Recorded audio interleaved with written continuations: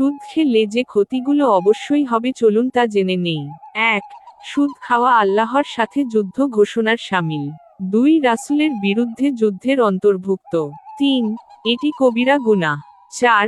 সুদখোর, সুদদাতা, লেখক ও সাক্ষী সকলেই লানত প্রাপ্ত। 5.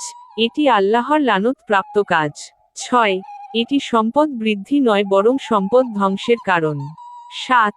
কিয়ামতের দিন তারা পাগলের মতো হয়ে উঠবেন। 8.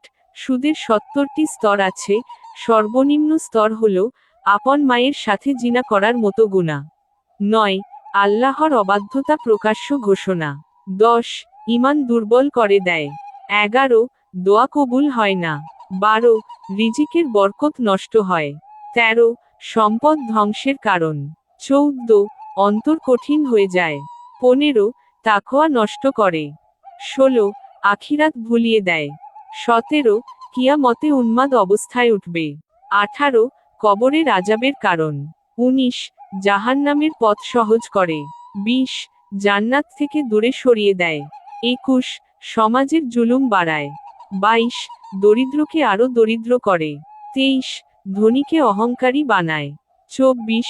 ভ্রাতৃত্ব নষ্ট করে। 25. দয়া ও মমতা শেষ করে। 26. হারাম খাওয়ার অভ্যাস তৈরি করে। 27. নামাজে খুশু চলে আসে। 28. ইবাদাতে স্বাদ থাকে না। 29. নেক আমল কবুল হয় না। 30. পরিবারে অশান্তি বয়ে আনে। 31. সন্তান অবাধ্য হয়। 32. রোগব্যাধি বৃদ্ধি পায়। 33.